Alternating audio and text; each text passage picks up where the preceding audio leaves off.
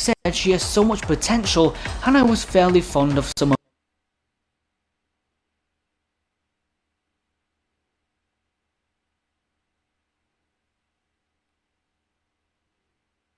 of her moves. You'd mistake Ashra for being a female Raiden, and rightly so, with her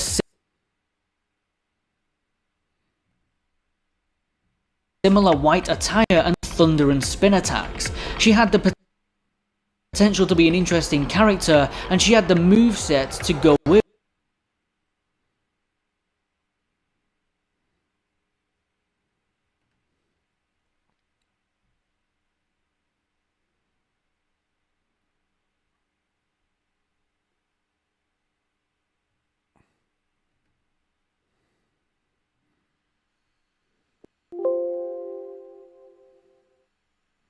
Yeah, chat, I can't do the screen capture, bro. The screen capture, bro, that's when my laptop started tweaking, chat. That shit just be... That shit about to piss me off. Like, I want to watch this video with y'all and shit. That, but she's stuck as a minor character and in Raiden's shadow. Deathstroke, how's it going? Yeah, it's been a while. I got all the money for you. No, please! I got the money! A step up from Luthor due to his more striking design is MK8's Deathstroke. This one really had the potential to be much greater, but the story mode has nothing for him to do outside of be a street level supervillain. His moveset is like Stryker meets Scorpion.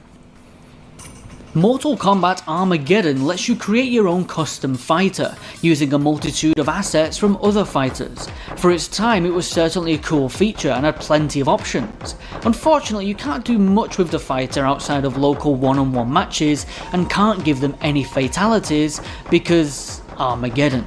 The creator fighter hasn't returned since.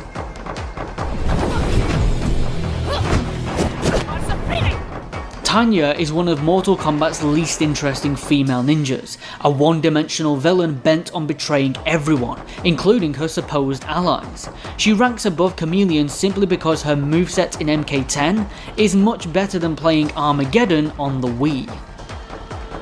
One of the more distinctive characters coming out of the 3D era of Mortal Kombat, Vampire Nitara, has a really unique character design, a gothic bat lady, and has a good motive for entering Mortal Kombat, to free her native land from Shao Kahn's control. However, this doesn't stop her character from feeling underdeveloped and underutilized. Talking about underutilized characters, out of MK8's new superhero themed fighters, Green Lantern I felt was the most undercooked of the lot. Not only does he have a smaller than usual selection of special moves, but his big gimmick, a ring that allows him to summon anything he can imagine into existence, and yet the majority of his moveset is just hammers and the occasional wall. The first of two Whip Ladies introduced in MK8, Wonder Woman is a fun character to play as, but rather forgettable as MK8 just doesn't do enough to make her stand out from the other women of Mortal Kombat. Wonder Woman's dazzling but slim selection of moves is held up by a great backstory. The Collector is my least favourite of the new characters introduced in MK11. Collector is another lackey of Shao Kahn's. He collects items from his foes, that's his gimmick. And he looks like a version of Goro that needs to eat a sandwich. Yeah, he's definitely an intriguing new character with a glorious team of animators behind him. But if he didn't return in the next game, I'd probably forget about his entire existence. Mavado started off as a character with potential. He was the leader of the Red Dragon clan, rival to Kano and even massacred Kabal, stealing his Upblades. Mavado even had a good design and a not too bad moveset involving these ropes he uses. But then one game later in Deception, the Red Dragon is forgotten, Mavado is butchered, and in Armageddon, well, Kabal is back and he's just so much more interesting. The rest is history, but if he did make a comeback, I'd be up for it. Alright, Joe. Being the master to two of the series' strongest warriors, Liu Kang and Kung Lao, Bo' Rai Cho had a lot to live up to. However, his introduction was less than appealing. Some overweight drunk dude who farts and pukes on his foes. How did he train Liu Kang?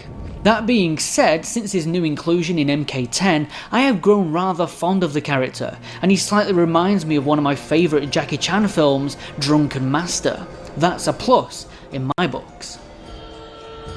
To me, Reptile is the well-hidden and truly mysterious secret boss from MK1 that only got worse after. Turning this guy into a literal reptile destroyed all of the mystery and intrigue about what was under the mask. Not only that, but he does become a simple lackey for the forces of evil.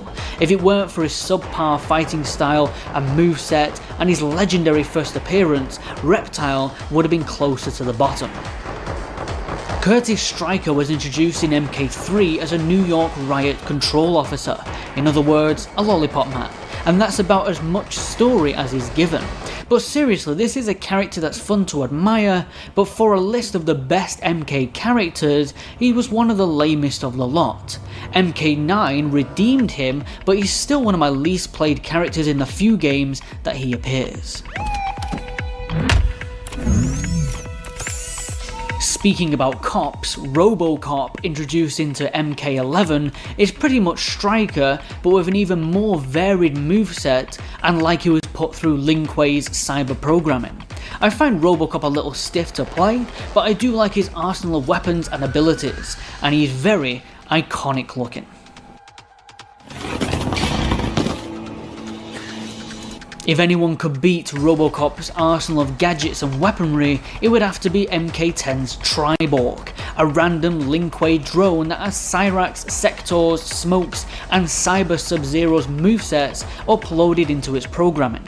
It certainly makes for a fun character and an intimidating opponent. However, Triborg has almost no backstory, character, identity of its own, involvement in the series, and even its variations are just those other, way more interesting characters. Triborg was simply a cheaper way of including the main cyborgs into MK10. I think out of all of these 99 characters, Cetrion is the one I've clocked in the least amount of time playing, and I think it's because she's just not very appealing to me. I don't know if anyone else feels similar. That being said, I position her at 59th spot because I do like her background, her being the god of virtue and yet only seems to bring about sociopathic destruction. I think it's her ties to elemental powers which so many other characters in this series already share that brings her down for me. Yet her mother, Kronika, an unplayable boss, has a much stronger foundation for her moveset. If Cetrion was the same character but played like her mother instead, I think then I'd be on board. Kintaro. The awesome looking Shokan warrior Kintaro sits at 58th spot, and while he's most definitely a cool looking character, in terms of being playable, the creators haven't treated him nearly as well as Goro or Shiva. Kintaro needs an updated appearance, as right now he's playable in only 2 MK games on console, and both are shallow and cheap boss monster appearances. Give Kintaro some more love.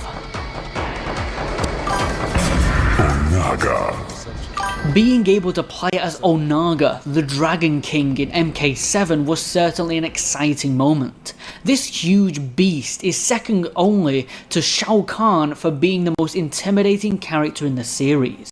He took the might of Raiden, Quan Chi and Shang Tsung like it was nothing.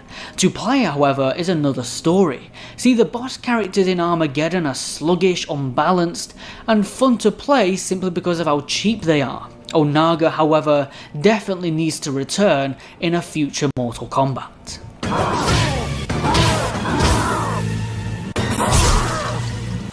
Onaga. Come on.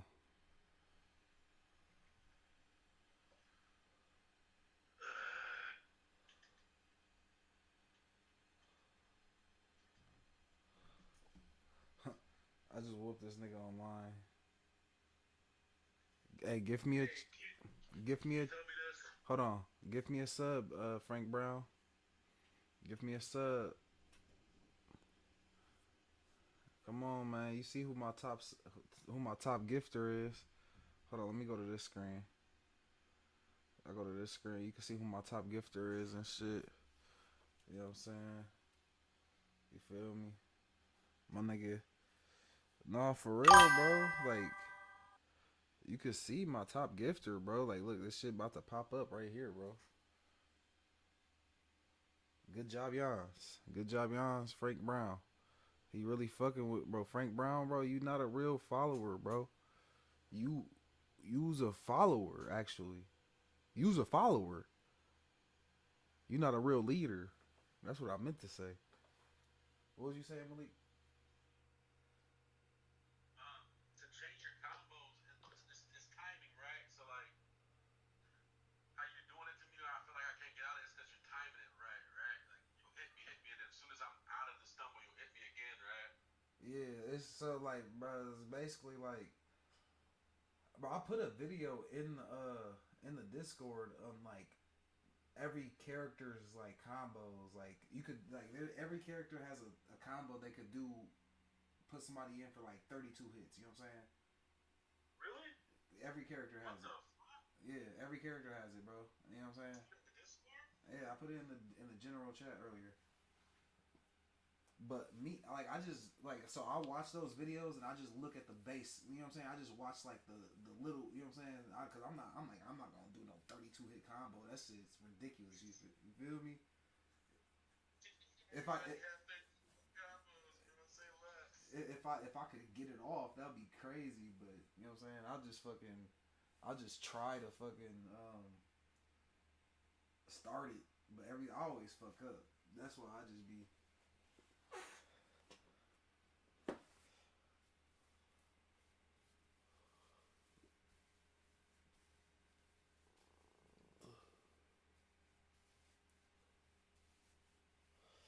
Bro, that nigga thought he made you leave the Discord.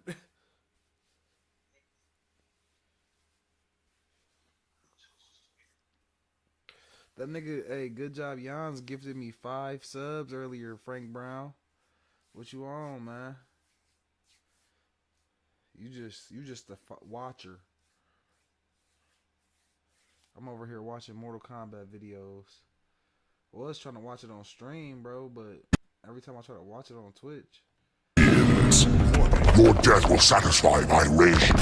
Tremor first made his mark in one of the franchise's worst excuses for a video game, Mortal Kombat Special Forces, but he didn't become officially playable until Mortal Kombat 10. Tremor is the brown-clad ninja with powers over earthquakes, rock, etc. This certainly makes for a gimmicky but entertaining fighting style. It's a shame, however, he bears any involvement in the plot to the game, nor do his variations stand out much from one another.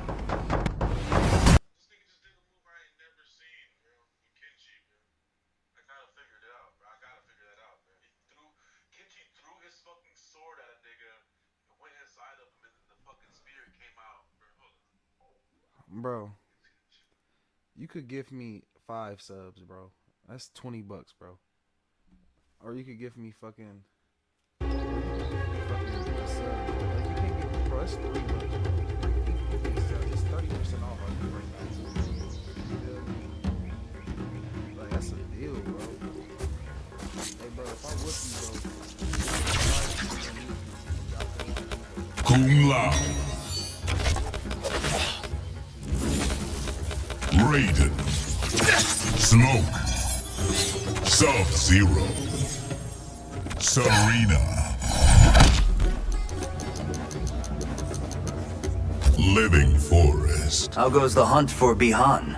I've never chased a cagier quarry. Round 1. Fight.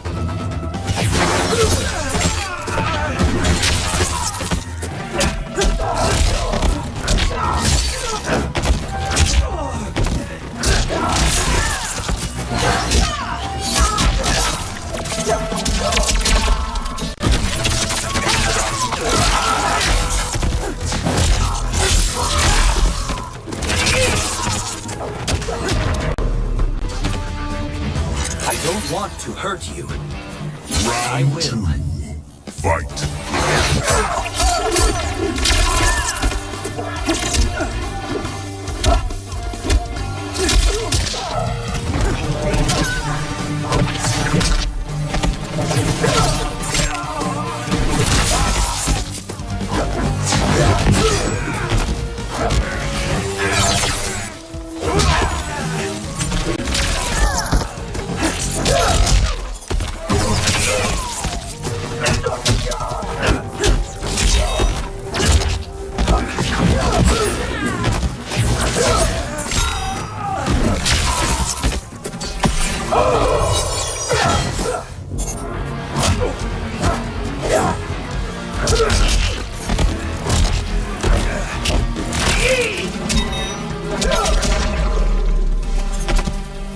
You should run now.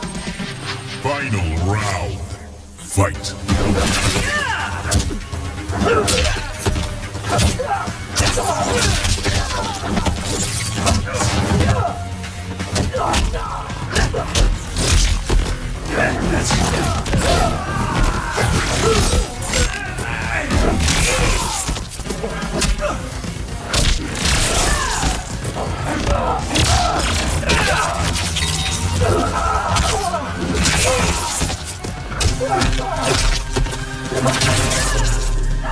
Finish him.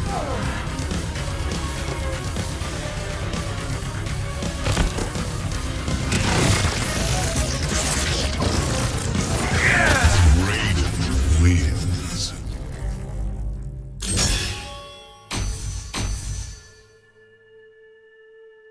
Going back to this screen though.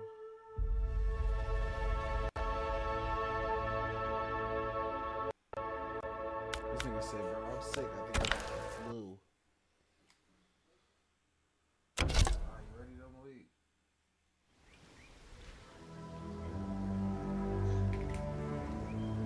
Said what?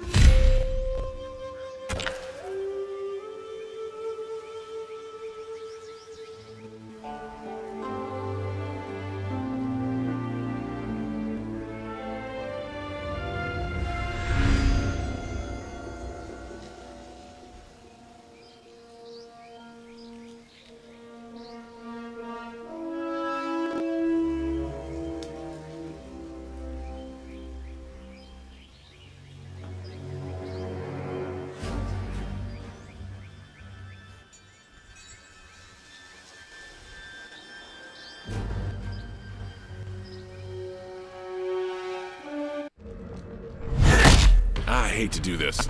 You seem like a nice kid. What makes you think you'll get the better of me?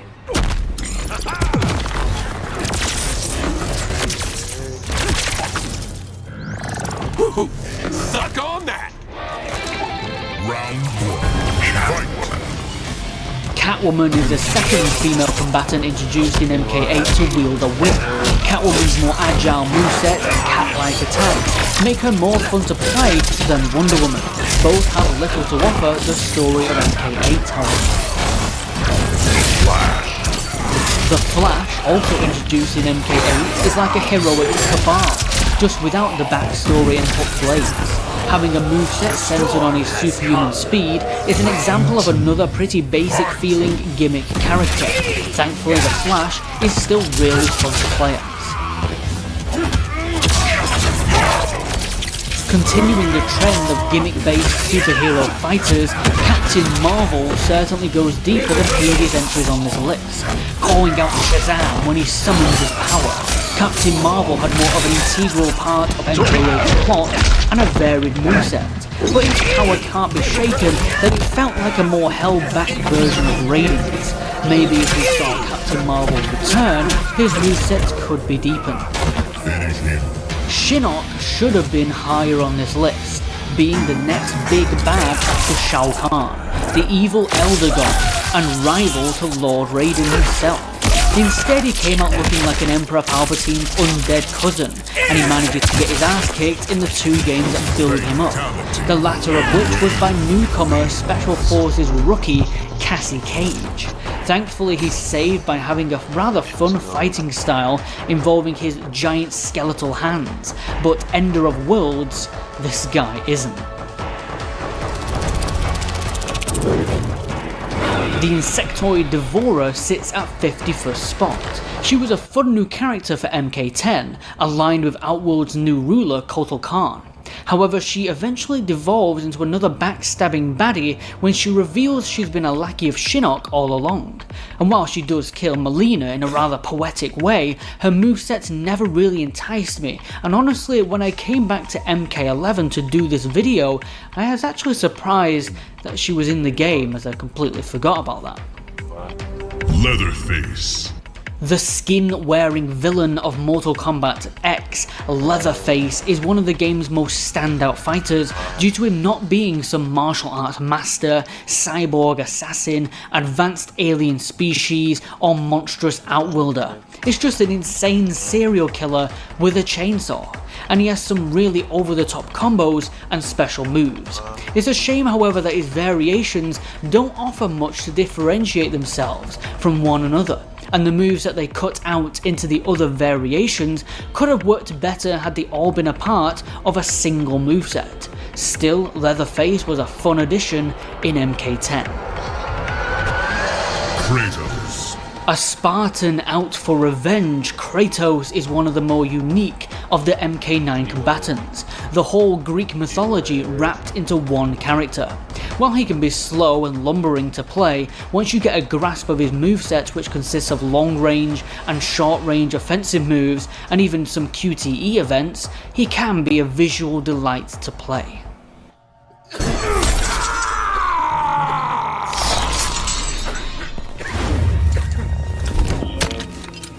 Out of just the original 7 combatants of Mortal Kombat, Sonya always felt the most bland and uninteresting in each game she appeared, constantly pushed to the background or being the forgettable army general with tough attitude stereotype. What strengthens her character is her relationships with much more interesting people, Jax, Johnny Cage, Cassie Cage and Kano, and she does have a brilliant moveset behind her, I'll give her that. The malevolent spirit of the Dream Realm, Freddy Krueger, is one of my favourite of MK9's DLC characters. He brought a whole new side to the Mortal Kombat series with his horror style and bladed gloves from which he can tear through reality. He's not the most versatile of fighters, but is certainly enjoyable to play as.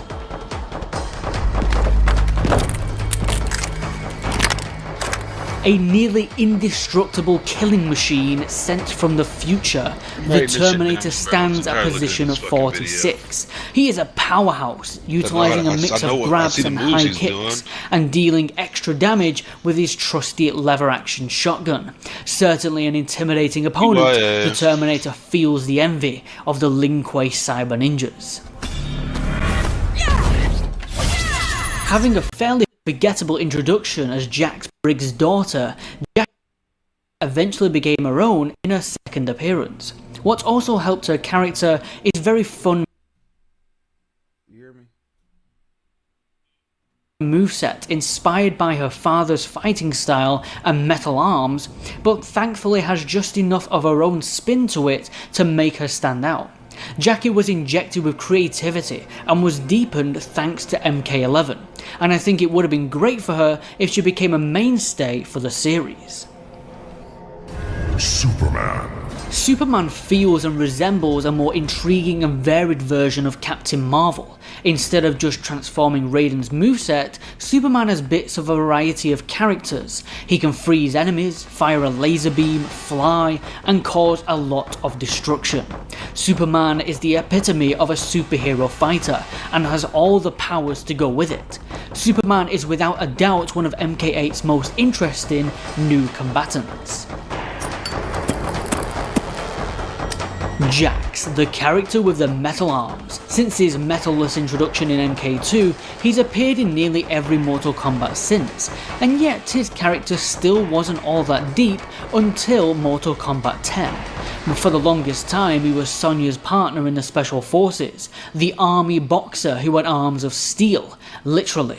He definitely has a fun moveset, but he never really feels like he's evolved throughout the series, until of course till MKX actually gave him some depth, showing us a retired Jax after his time that he became a Revenant. MK11 showed us the older Jax alongside his younger self, and this helped give him more dimension as a character, and gets him a few spots up on this list. Baraka, I feel, gets a bit of bad press for being the jobber of Mortal Kombat, due to him being so indistinguishable from the rest of the Tarkatan warriors. But before the MK games introduced more and more standout monsters, Baraka was one of the most frightening in MK2 and 3. He stood out with his razor-sharp teeth and huge claws that extend from his arms. Over time, he did become the pawn for the Outworld forces, but his reappearance in MK11 definitely helped in defining him for a new generation. Descendant of the great MK champion of the same name, Kung Lao falls into the shadow of his friend and ally Liu Kang. Thankfully, unlike Kai, who had similar issues, Kung Lao has a stylish moveset and a fun gimmick, a razor-sharp hat that does whatever Kung Lao commands, and offers some great fatalities. Kung Lao and Liu Kang's friendly rivalry would also birth the side game Mortal Kombat Shaolin Monks, and for that, I'm grateful for his character. Nightwolf shoots up to this spot on the list thanks to his more recent appearance in MK11 Aftermath. For a long time, Nightwolf's entire persona was centered around being the Native American fighter, with next to no more character development or evolution. Thankfully, MK9 redeemed the character, having him be the one to sacrifice himself to take down Sindel. Unfortunately, even this backfired, placing him back as a background grunt. In Aftermath, he had a much stronger role in the MK universe, and his appearance, attire and moveset in MK11 has so much depth, making full use of his Native American lineage. His archaic green energy weapons certainly had come a long way. Sector and the Cyber Ninjas of MK3 were fun new takes on the Scorpion and Sub-Zero of the first two games. They displayed the more urban setting 3 was headed. Sector was the red Cyber Ninja, and pretty interchangeable outside of the explosives he used. Later games held more backstory for Sector, showing he was one of the few cyborg ninjas that didn't need programming because he was so up for becoming a robotic killing machine. He would even go on to start his own offshoot from the Lin Kuei in order to find more would-be cyber assassins. It's unfortunate, however, Sector has never really broke away from the cyber initiative, and being the other side of the coin to Cyrax. Being not much more than an extension of Kronika's will, her henchman Geras doesn't really break out of the loyal soldier mold in his MK11 introduction, but I feel this works for the character. It makes his time-bending powers more tragic when you realise he's trapped in time himself. One of his alternate costumes being Frankenstein's monster, much like he's the monster of Kronika's creation. His sand-based powers and design make for a really interesting new character in the series that I hold out hope he'll return in a sequel.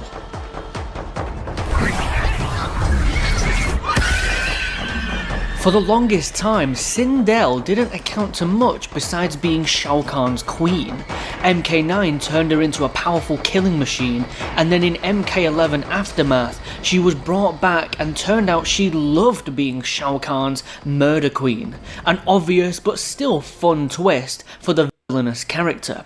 She also has a creative moveset mixing her hair attacks with banshee screams.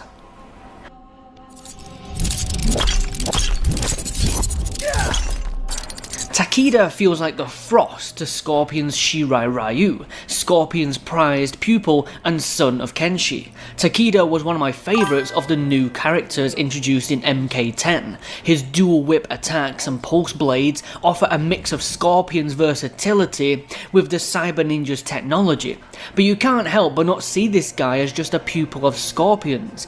Takeda definitely was in need of returning in MK11, but regardless, Takeda is still a great new addition to the cast of Mortal Kombat. Attacks.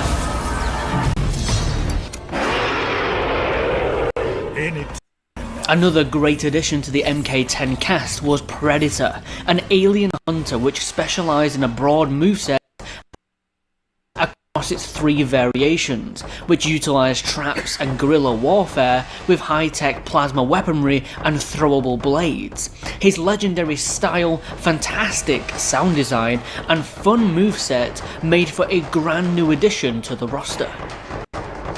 While being the interchangeable yellow Cyber Ninja in MK3, Cyrax got a lot more development than Sector did. It turns out Cyrax wasn't too keen on becoming a Cyber Ninja in the first place. In fact, he resented it, and this makes it all the more devastating when we see Cyrax as a reprogrammed Deathbot.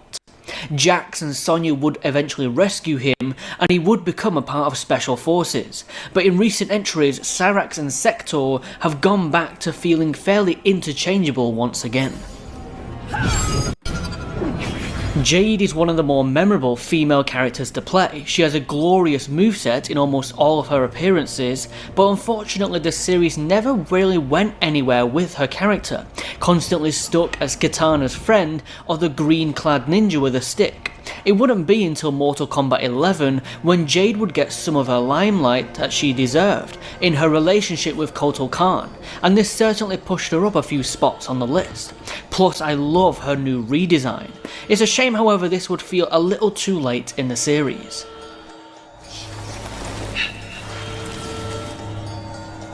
Out of the entire MK cast, Jason is one of the most menacing of them all.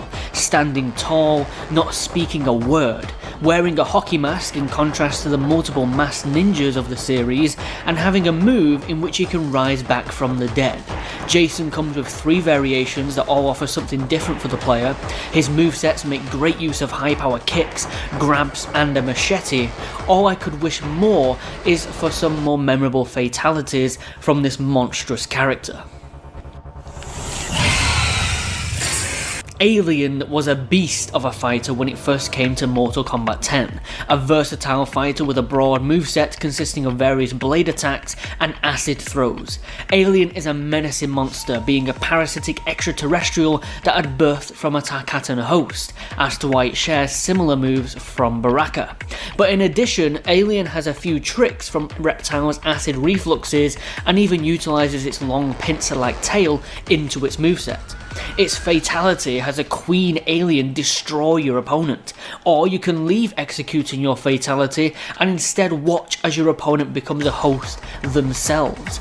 Unsettling, powerful, and birthed like a weaponized monster, the Alien certainly earns this spot on the list. Smoke is one of my top tier ninjas in the franchise. He's not only higher because he's so underused.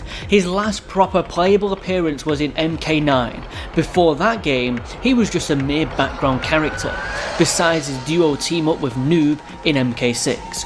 Smoke's moveset of controlling clouds of gas, using it to teleport himself and others, is great on paper, and great for his few appearances, but just hasn't been fully developed as some other ninjas' powers in the series. Smoke is well in need of a comeback.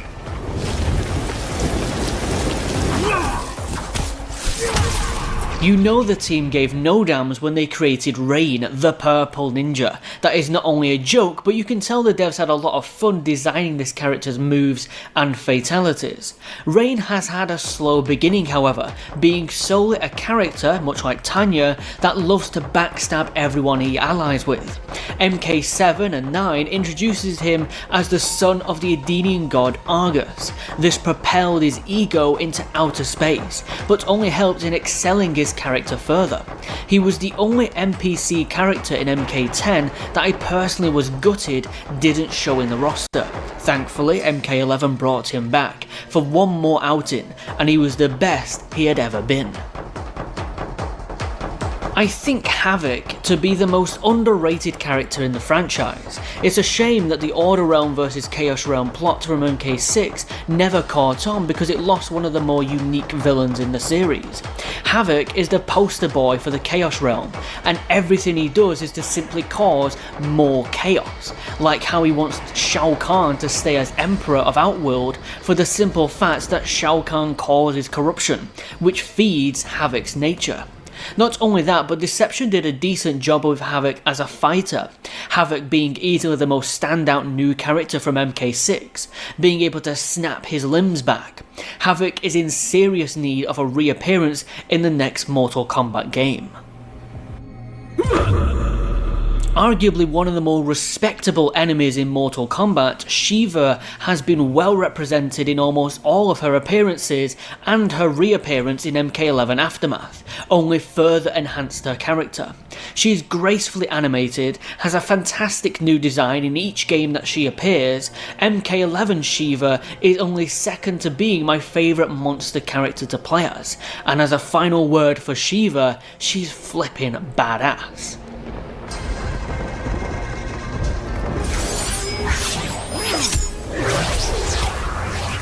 So the funny thing is, Fujin was a character I didn't really have an opinion on. He first appeared in MK4, which I didn't really I gotta pause this video and I gotta take a piss. 1 second, I'll be right back.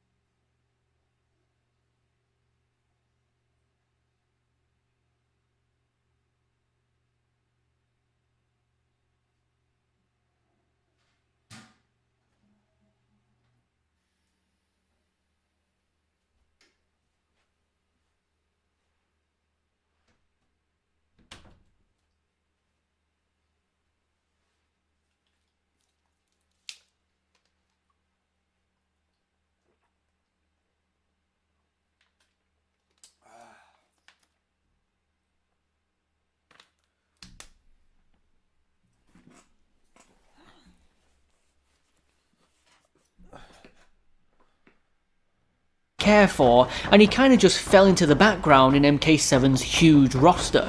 But his recent appearance in MK11 blasted him all the way to near top spot for me.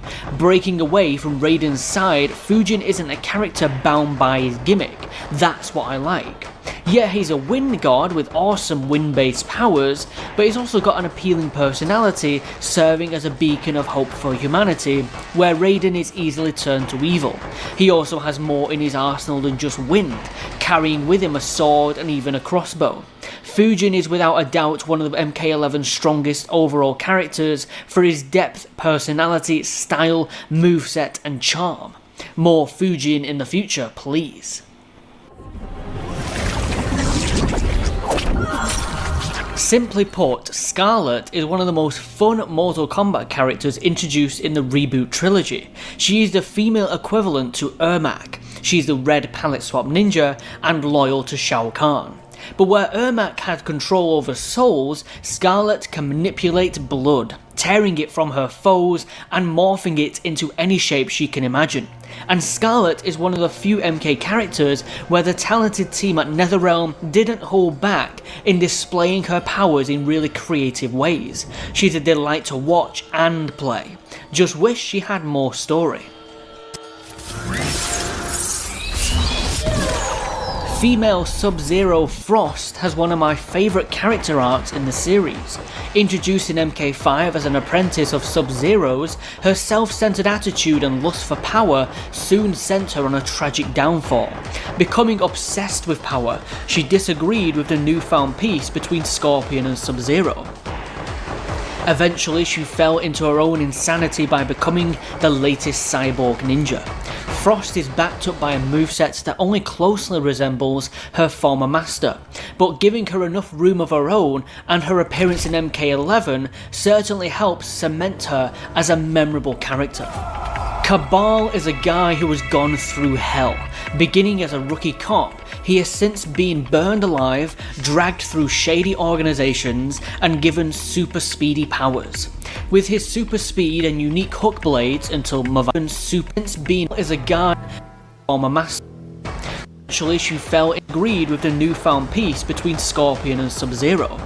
With power, 5 as an apprentice of Sub-Zero's, her self-centered attitude and lust for power soon sent her on a tragic downfall. Becoming obsessed with power, she disagreed with the newfound peace between Scorpion and Sub-Zero.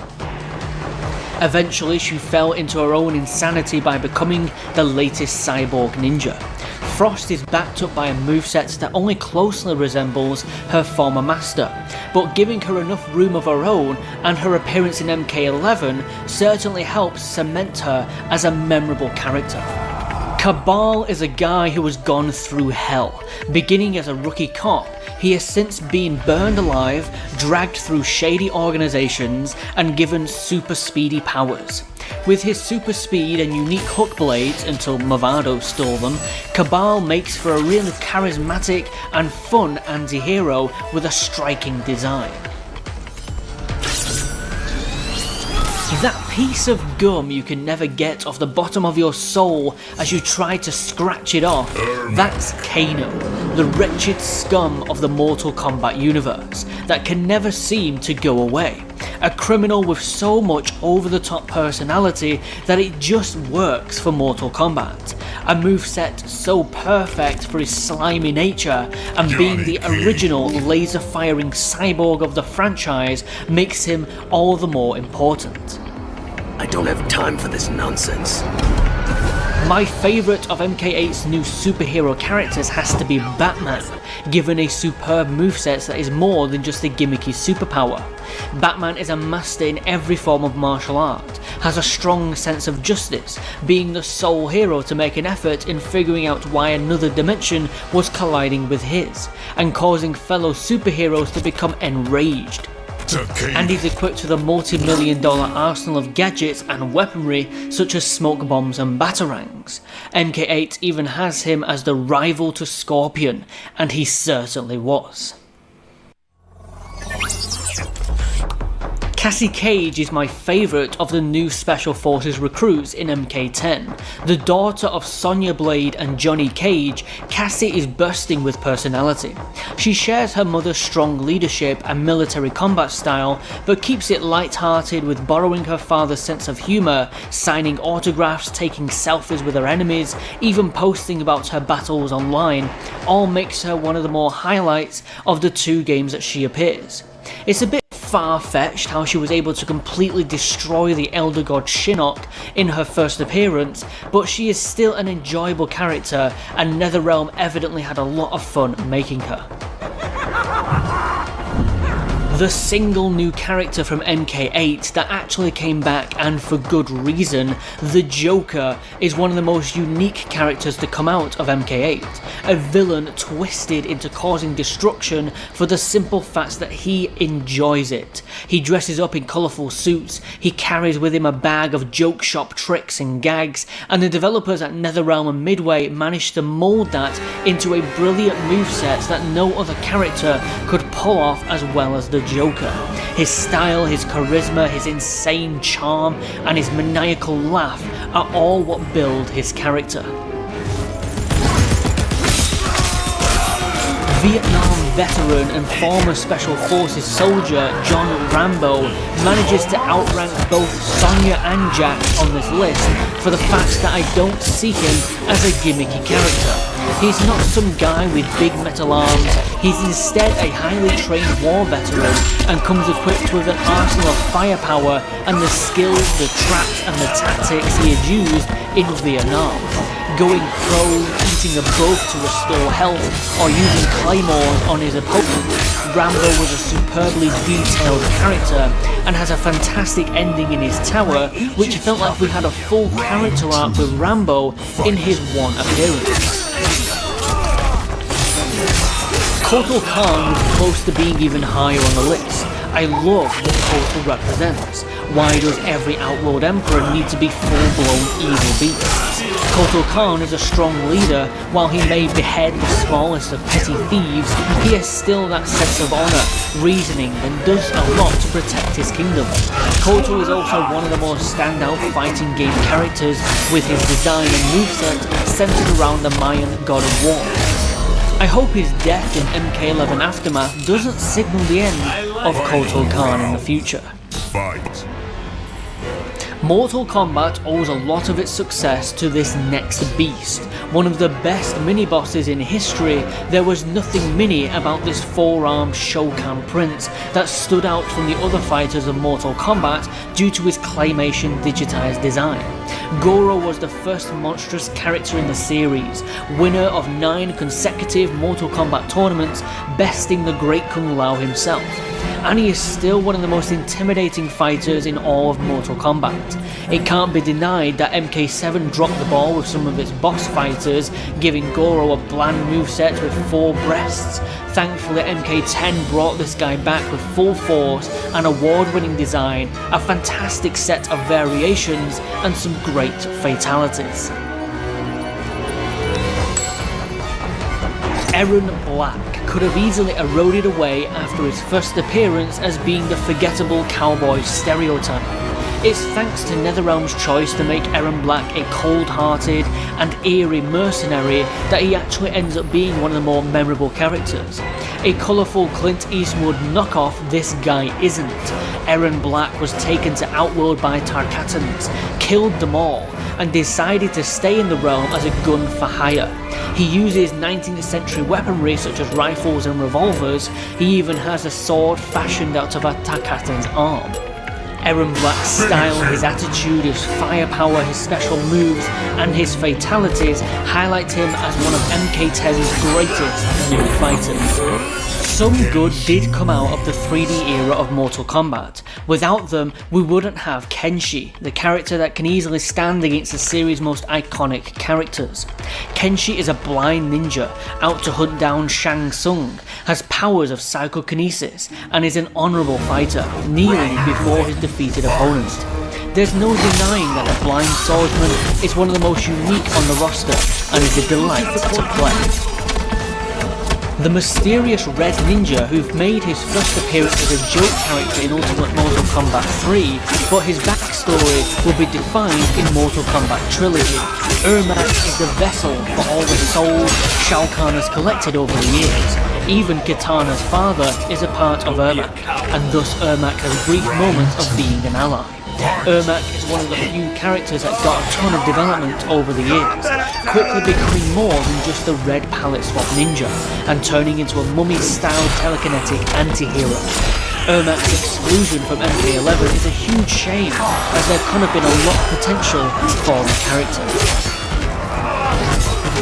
In the world of Mortal Kombat, there's no other being that is the embodiment of pure and utter evil than Quan Chi.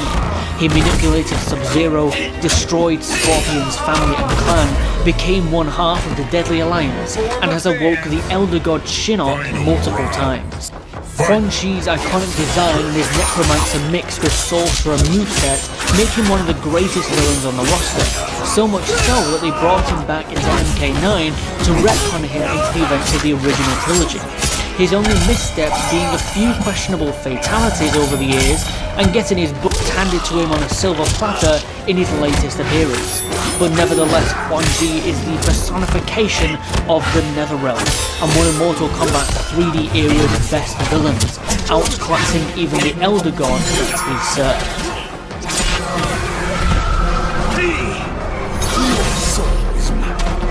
One of Mortal Kombat's other greatest villains is none other than Shang Tsung, the evil sorcerer that is only out for his own gains, even willing to go against Shao Kahn himself. Beginning with the gimmick that he can transform into other characters and steal their moves, he's since evolved into a corny, soul-devouring villain. He teamed up with Quan Chi and was able to finally kill his rival Liu Kang, and with MK11 he almost became the ruler of time and space altogether.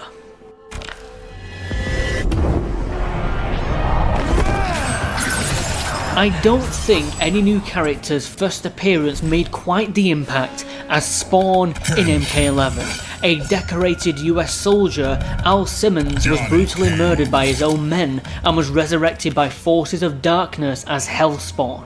He has a glorious design, a cape that holds lots of guns, and uses a fun combination of ranged and bladed weaponry, and his moveset and fatalities are some of the most enjoyable in the game. Even his ending, in which he continues to fight demons in hell alongside Sub-Zero and Scorpion, is just an epic end to his tower. What it takes is enough. We don't rap until it's The perfect. OG female ninja introduced into the series, Katana came with a tragic backstory of her home of Edenia being conquered by Shao Kahn, and Princess Katana being adopted by the evil Emperor, forced to serve his side. She also had a striking design and moveset involving bladed fangs. She stood out a lot more than Sonya Blade. Much like two certain ninjas, Goro and Liu Kang, Raiden also makes up the face of Mortal Kombat, the straw hat wearing Thunder God who made his first appearance on the first game's roster. Raiden is Earthrealm's protector, using his powers to help the defenders of Earthrealm stand against opposing forces. However, around MK6 they reinvented him as Dark Raiden. He got a little problematic. Dark Raiden was an interesting new take for the character, but it didn't really go anywhere.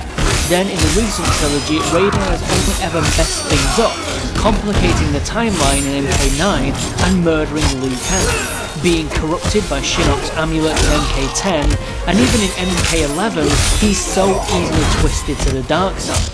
Raiden is synonymous with Mortal Kombat, being one of the franchise's most iconic characters, but for me, he's not in the top 5 due to him being so easily corrupted that it feels a little far why he'd be the one assigned as Earth's guardian.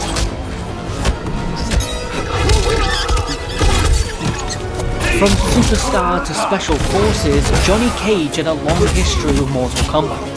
Originally supposed to be the sole character, portrayed by Jean-Claude Van Damme, until that idea was scrapped. From the very beginning, Cage was oozing with personality, carrying his iconic shades, executing his split punch move, and in recent years donning the Johnny tattoo across his chest with a Cage belt buckle. From his cheesy but lovable one-liners and throwback jokes, NetherRealm hasn't ever really done Johnny Cage any injustice, and seeing a young, egocentric Johnny meet his older Special Forces self in MK11 was just icing on the cake. Liu Kang is like the lifeblood of Mortal Kombat. It hits its peak when Liu Kang is in it, and falls from its heights when Liu Kang is absent. That's not to say that Liu Kang for the longest time was just a fighting game staple, Bruce Lee inspired fighter. and in MK6 and 7 he was a zombie. Thankfully, over the years, his mystical fire moves, his bicycle kicks, and dragon fatality have stood him apart from other stereotypical fighters, and the recent MK trilogy has took the heroic champion in a different direction, breaking away from Raiden's failed teachings and becoming an evil lord of the Netherrealm. Then we got Fire God Liu Kang, and he's rewritten the MK timeline once again. But it still feels full circle because it's Liu Kang, the lifeblood of Mortal Kombat, and forever will be.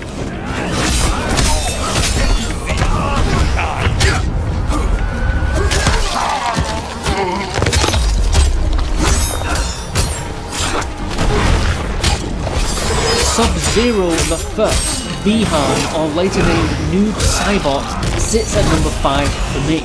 This was one of the most mysterious ninjas when he first appeared. A completely void black ninja from head to toe. I'm grateful that his design didn't dramatically change like Reptiles did. Instead, Noob only got more added to his tragic backstory, every appearance that he made. Being the brother to the series' current Sub-Zero, Noob was the one who murdered Scorpion's family and clan. When Scorpion got his revenge, Quan Chi reborn Bi-Han as the Wraith Noob, always closely followed by his shadow clone, Saibot. This creates a fun dynamic in his moveset where he calls upon Saibot's assistance. MK11 fully embraced this, and it makes him one of the most unique fighters in the franchise. From his mysterious beginnings, fun 3D era team-up with Smoke, and his recent story significance with his brother and Scorpion, Noob Saibot is a character who has never been wasted or stumbled in his history of Mortal Kombat, always one of the most strongest, standout characters on the roster. Every fighting game series has the heavily sexualized female combatant. Mortal Kombat took that idea and thought, what do we make her a monster? Being a clone of Katana, but mixed with Takatan genetics, Mileena has the body and looks of her sister, but also the ferocious nature, the savagery lust for blood, and the jaws of her Takatan DNA, thus making her almost succubus-like. Mileena and Katana are the yin and yang of the series, with Mileena always out to replace her sister and become the Empress of Outworld. The tragedy being, when she does, it's always short-lived. Being one of the most developed characters in the franchise with her psychotic nature, her charisma and passion to become more than what she was conceived to be, makes her a fun character, and she is always a delight to play as. Mileena is a fan favourite and so distinctive from the rest of the female fighters. Did you think you'd win? Not until after I defeated the general. Without a doubt, Mortal Kombat's most glorious bad guy is none other than the Emperor of Outworld, Shao Kahn. There's a reason Shao Kahn always comes crawling back again and again. There's just no one who can top him. This conqueror of realms is like if a dragon, Conan the Barbarian and a pimp were mixed in a blender. Give him a hammer and a cool helmet to showcase his dominance, and he can wreck almost this entire list. His iconic lines of dialogue, his disgusting levels of power, his fantastic playable appearances, Kahn is the go-to villain, and will forever be a staple character of Mortal Kombat. So the top two spots are like hairs close. In fact, they're about as interchangeable as Cyrax and Sector, because they're both fantastic, iconic characters. It's just going to be down to personal preference at this point. But for me, second spot goes to Sub-Zero. Kuai Liang was the brother to Bi-Han, and took up his mantle as Sub-Zero after Bi-Han's death at the hands of Scorpion. This fighter has had many developments over the history of Mortal Kombat, leaving the Lin Kuei due to his disgust of their Cyber Ninja program, starting up his own clan, becoming a member of the Defenders of Earthrealm, making peace with Sub-Zero, beating Batman and donning his own cape in MK8, taking on the Shredder outfit. Sub-Zero has done it all. But unlike his brother, Sub-Zero was a righteous fighter, and carried with him an unforgettable moveset of cool moves and petrifying freezes.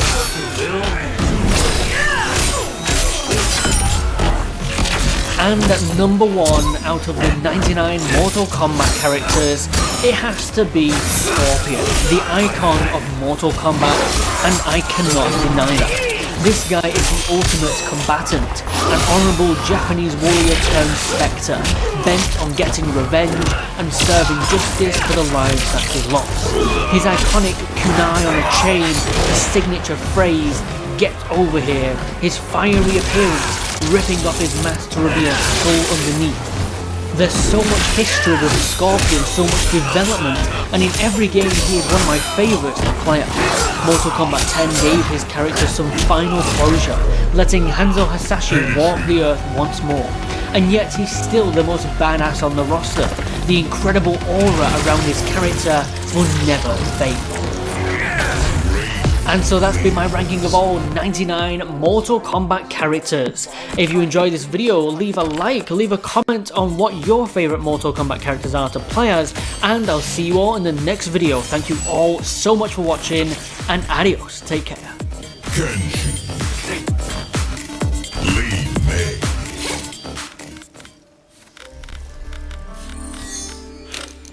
Sub-Zero. Motaro. Striker. Cage Mansion. You've done well despite your infirmity. I owe it all to my Tyra ancestors.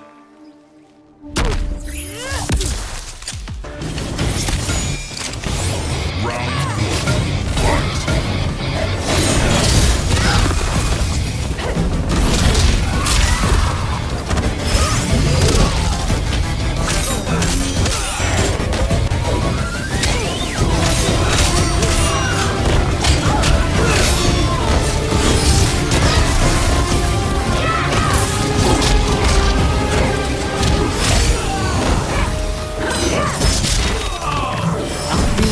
By Warner Brothers and reformed into NetherRealm Studios, Ed Boon and his team had delivered success after success with their fighting games.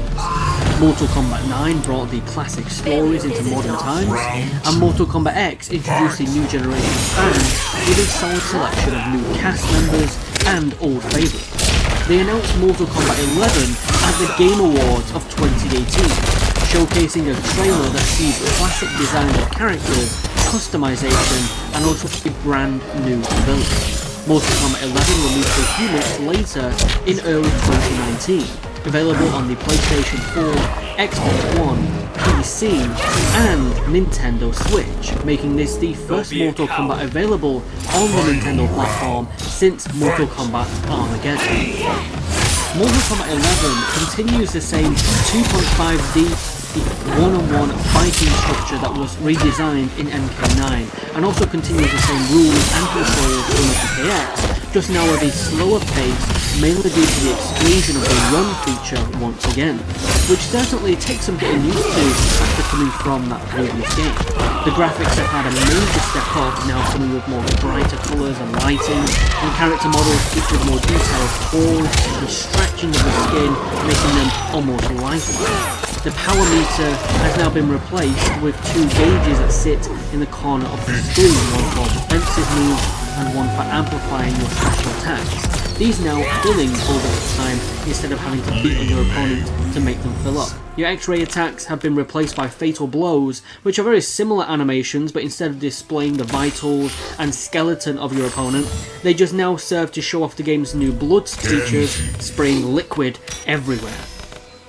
You have the chance to use your fatal blow only when your health is below 30%. You are limited to using your fatal blow once per match, unless it misses, in which you'll have to wait a short time as a penalty before it becomes available to use again. Short X-ray styled attacks do still see a return as new crushing blows, these being a critical hit variation of a special move triggered when certain requirements are met. MK11 retains the stage interactions from MKX, which were really well received.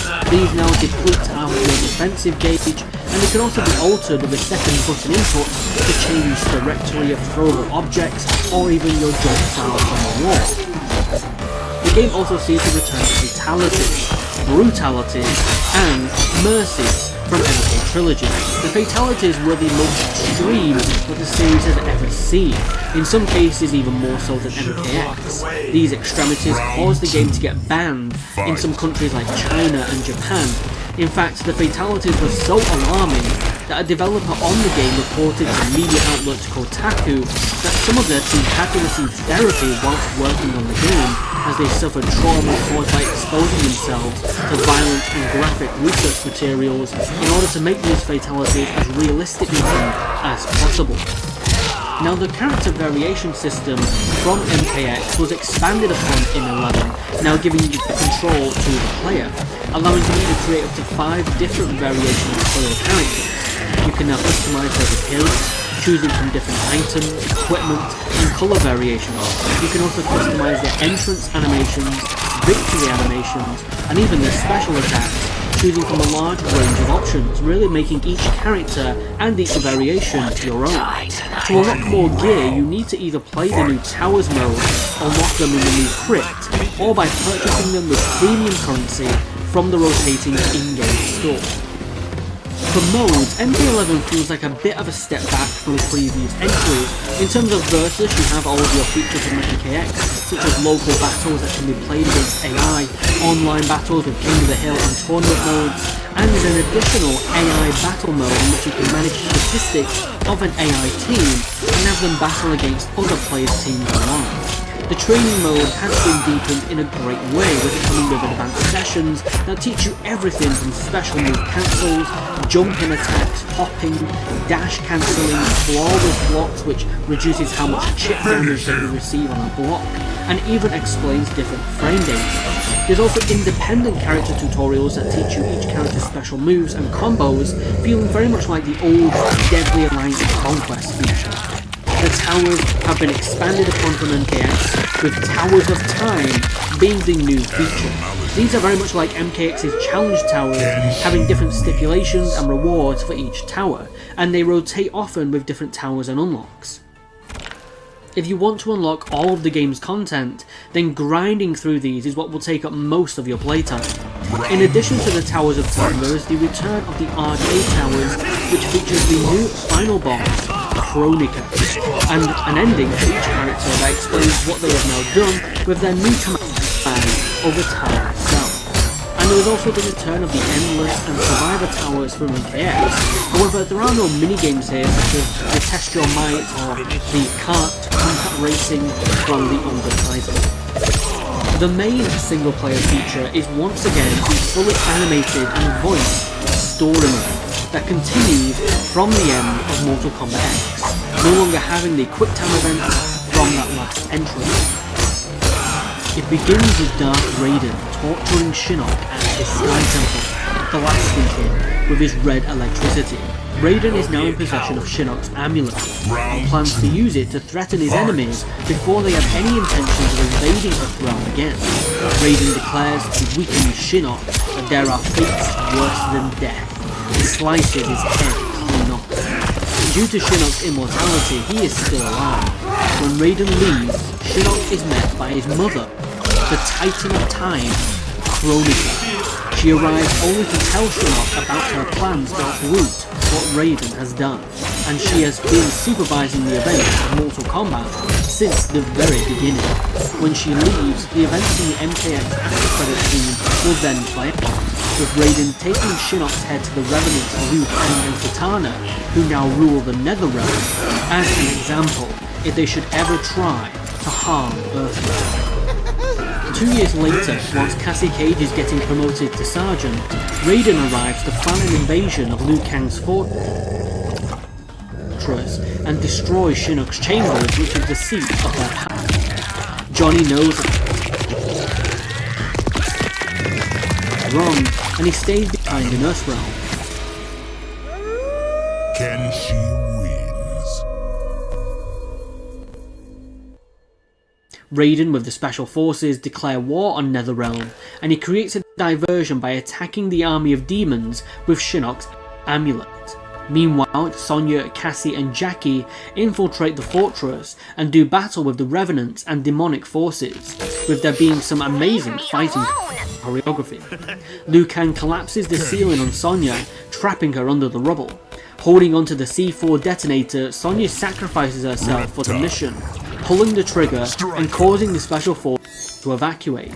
Raiden takes the survivors back to Earthrealm, praising Sonya's sacrifice. However, Cassie and Johnny do not share his sentiments. Meanwhile, in the Netherrealm, Kronika arrives and undoes everything that Sonya just sacrificed herself to achieve. This has Liu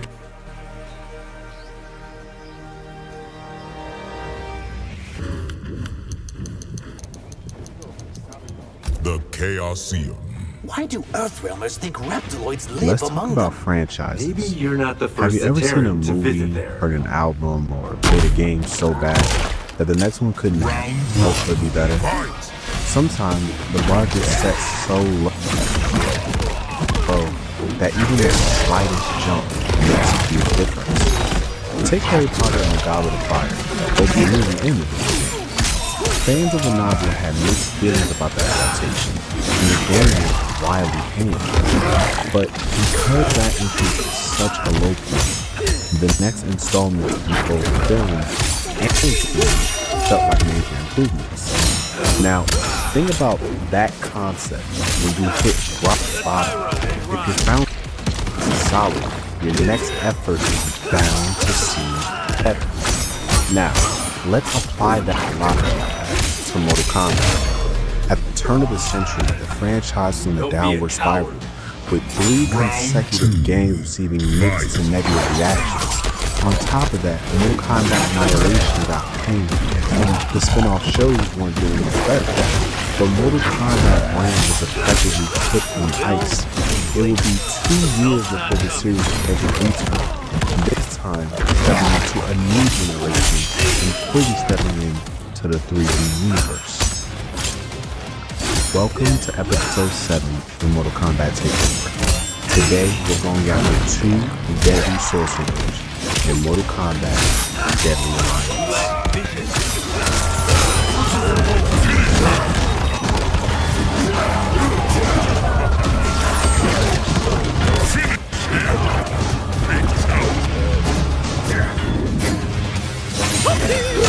If you're new here, welcome to the show. We're glad you're here. And if you're a returning viewer, welcome back. In case you didn't know, I'm currently hosting the Mortal Kombat Takeover, covering the Mortal Kombat games up to Mortal Kombat X in reference to Mortal Kombat 2, the movie drop this year. At the same time, with Grand Theft Auto 6 on the horizon, I'm also diving into Rockstar games, including Max Payne, Bully, and of course, Grand Theft Auto itself. So if that sounds like your kind of content or just need something to listen to while you work or sleep, go ahead and mash the subscribe button so you never miss an upload. We are very close to reaching 5,000 subscribers, and we're even closer to reaching my goal of 10,000 subscribers this year.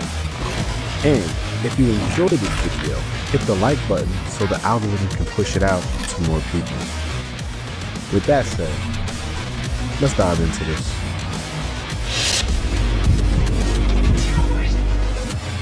If this is your first Mortal Kombat retrospective, let me give you a quick recap so you can fully understand where the franchise stood at this point.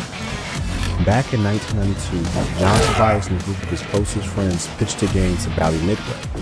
At first, the company was skeptical, but they eventually dreamed of the project, giving birth to the Mortal Kombat franchise. Right out of the gate, Mortal Kombat made a name for itself as the bad boy of the arcade scene. The game sparked massive controversy, with politicians calling it too violent and a bad influence on kids. This backlash led to the creation of the ESRB rating system.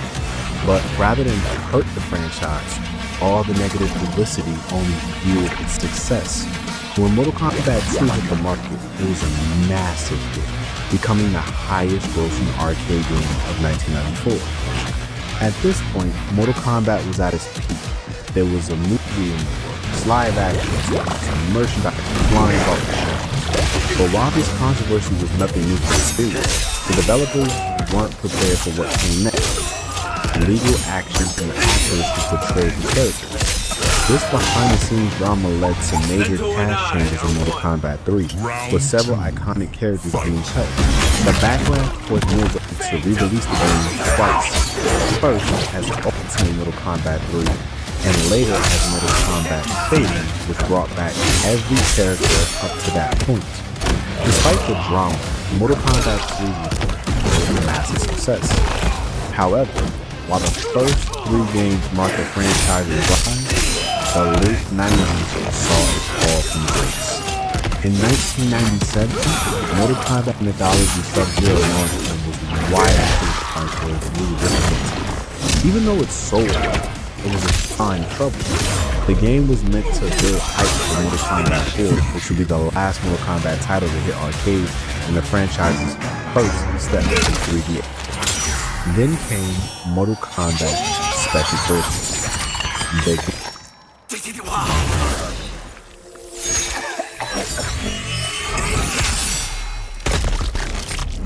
Fatality. Kenshi wins. She looks like me. Huh? Mortal Kombat is more than just a fighting game.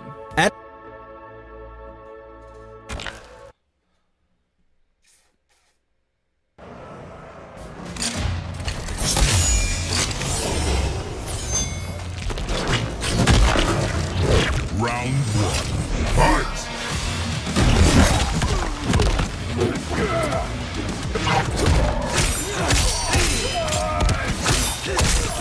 Well, it's combat time!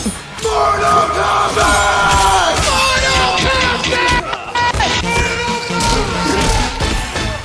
Hello everybody, it is I, the Great Clement, and I'm back once again to be your lore guide, to assemble the puzzles that make up fighting game stories. This time, I chose to look at Mortal Kombat, one of the more prolific and controversial entries. Partly responsible for creating the ESRB, MK has always been known for its hardcore violence. People getting their hearts ripped out, their heads punched off, getting knocked into pits.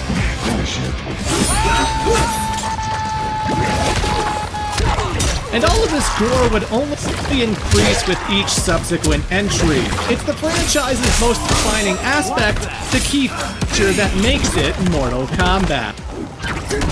But personally, I've always felt it has one extra thing going for it. And believe it or not, it's the storytelling. Oh sure, on a mechanical level, the franchise was like any other. You took on a row of computer opponents, faced the big bad, and got treated to a text-based ending. But unlike other fighters, MK always put its lore into the attract mode. When no one was playing it at the arcade, you would be treated to an explanation as to who Goro is. You'd learn who canonically defeated Shang Tsung, whether a character had been horribly killed in the previous game. This kind of information was usually relegated to instruction manuals if you were lucky. I play King of Fighters, and I couldn't tell you why Iori is an edgelord who ties his legs together. But Scorpion? I knew he was a specter from hell who wanted revenge on Sub-Zero. Mortal Kombat wanted you to know these characters to the point that they'd create wacky spin-offs with live-action cutscenes.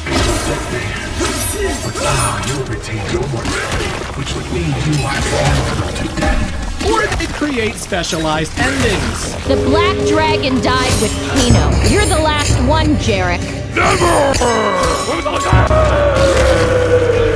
In Mortal Kombat Deception, they bothered to make a full-on adventure mode where you explore all the realms and learn every character's fighting style. This predates Street Fighter VI by over 9 years. Oh, my balls! But by far, the series' biggest contribution, and the thing that NetherRealm Studios is most known for, is the dedicated story mode. When most fighting games were still doing the bare minimum arcade endings, Mortal Kombat was making full-on movies. Stuff that featured fun choreography, proper action scenes, twists and turns that genuinely grabbed your attention in a major way. They really raised the bar to the point that other fighters had to follow suit just to keep up. And their storytelling game is still on point, as in addition to the story modes, they keep doing arcade endings as well as personalized conversations for every single matchup. If you ever wondered what Melina would say to Raiden, or what Johnny Cage would say to Reptile, this series has got you covered. You old made from reptiles. What? It's not like I schemed your cousin Vincent. So if the storytelling is so damn good, then what's the point of this video? Well, you see, Mortal Kombat's been around since 1992. It's had a ridiculous amount of entries, over 11 in fact, and the majority of them have never been released. Video game preservation is a fickle mistress. Sometimes you can buy a collection of all the old Teenage Mutant Ninja Turtles games, and other times emulation is your only option. Because you're sure as hell not playing Deadly Alliance on the PlayStation 5. And you know, that wouldn't be so bad if this series wasn't so self-referential. Your jailers want you returned. Who the hell are Orin and Karo? Well, okay, I know who Karo is, but still, this series has a ridiculous number of characters, and after a while, the storyline gets so bonkers that there needs to be a reset. Soft reboots that wipe the slate clean, and yet are still attached to the past. Sure, you can look all of this up in a wiki, but that takes time. And wouldn't you rather watch a 2-hour video about it? Hey, a lot of you asked for this, and I'm more than happy to deliver. I was looking for an excuse to go back to all of the 6th Gen 3D entries, and boy, I wasn't disappointed. This is a series with ninjas and gods and cyborgs and parallel worlds and clones and necromancy and the apocalypse and time travel. A story where every single character has died at least once. It gets pretty insane. And more so than either Tekken or Street Fighter, there is a lot to cover. So, let's just jump into it. This is the insane lore of Mortal Kombat. So, Mortal Kombat takes place in a multiverse of sorts where numerous parallel worlds take place. The one we're familiar with is Earthrealm. This is where you're going to see New York City, Australia, the Himalayan mountains, etc., etc. But what most people don't know is that the rules of nature are all guided by the Elder Gods, ancient celestial beings that have the power to smite anyone who would upset the balance of the universe. Something they never have to do, as they mostly sit around in their heavenly chambers while lesser gods do all the work. One of which is the Thunder God Raiden. He is tasked with being the protector of Earthrealm, always needing to step in when things get too crazy. And he always does so while wearing a fancy bamboo hat. Also, he's great at screaming gibberish.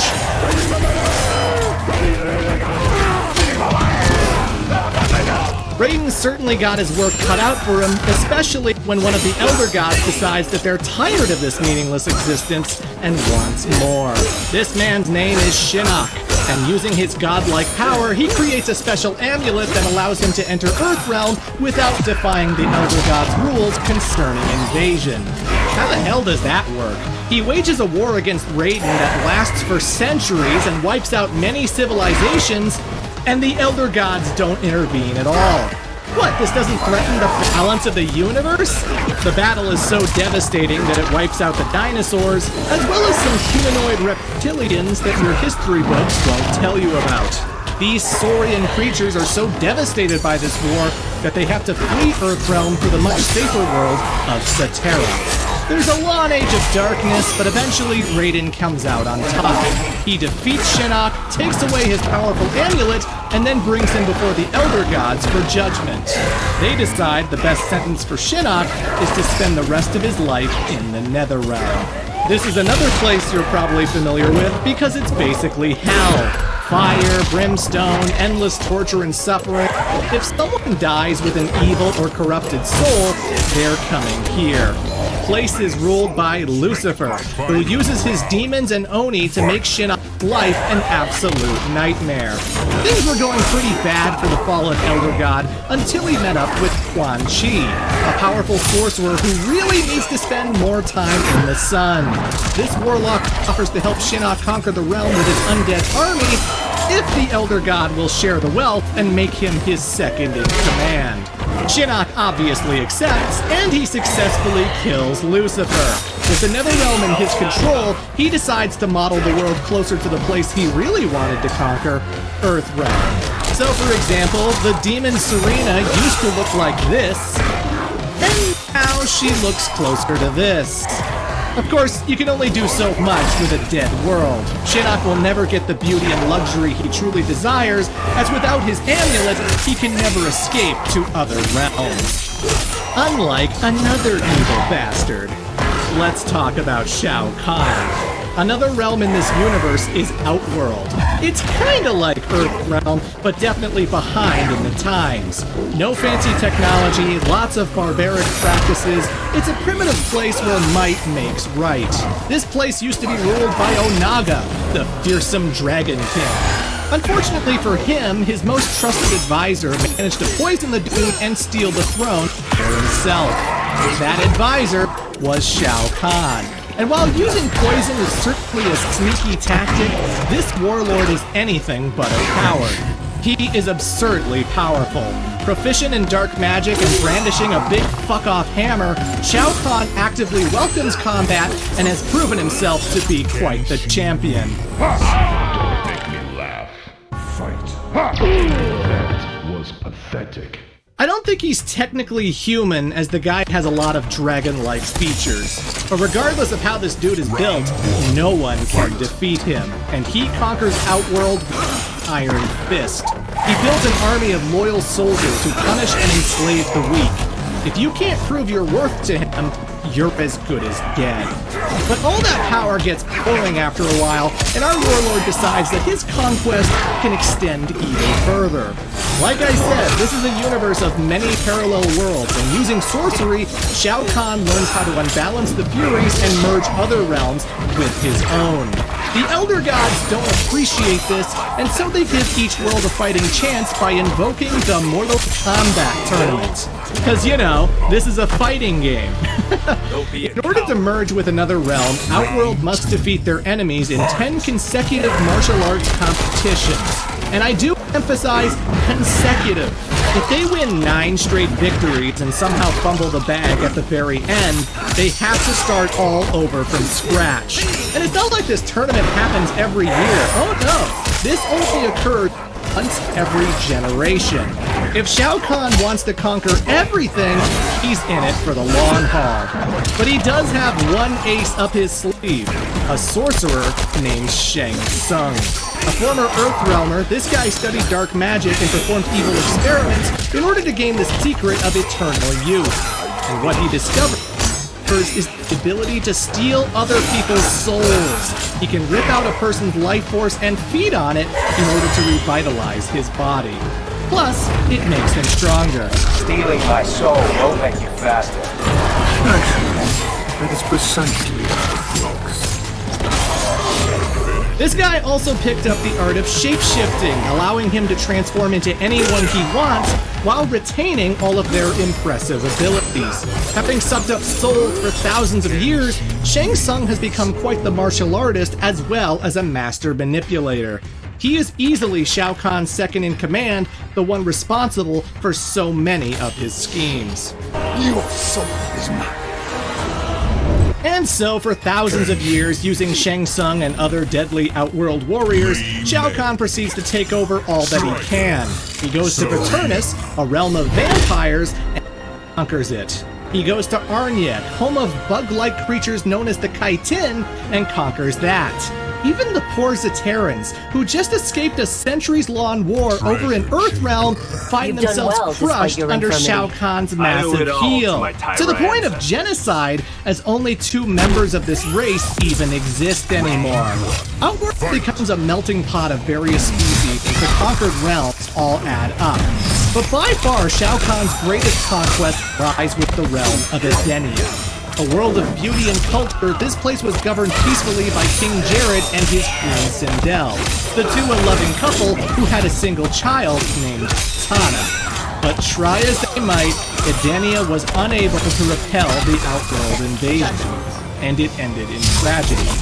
Shao Kahn kills the king, takes Sindel to be his bride, and adopts her daughter to be his own. Having lost her husband, her realm, and her freedom, the queen gives into despair and eventually takes her own life. Kitana, now an orphan, is molded into becoming a deadly assassin by her warlord foster father. But luckily, she does have companionship in the form of her best friend Jade, as well as through Melina, her twin sister. Wait, twin sister? But Sindel only had one kid. Oh, don't worry, there's gonna be a fun explanation. Regardless, Shao Kahn is unstoppable, and there's only one place left that will make for a grand conquest: Earthrealm. In order to combat this threat, the Thunder God Raiden enlists the help of Earth's mightiest warriors. He even forms the White Lotus Society, a secretive Shaolin organization that dedicates its entire existence to training warriors for Mortal Kombat. And at first, it wasn't going that well. That is until a great monk known as Kung Lao entered the picture. Shang Tsung was unbeatable, his underhanded sorcery a massive roadblock for so many. But now the Outworlders would suffer their very first defeat. For Kung Lao manages to defeat Shang Tsung. He becomes the Mortal Kombat champion, thus resetting Outworld's score and undoing all of their accomplishments.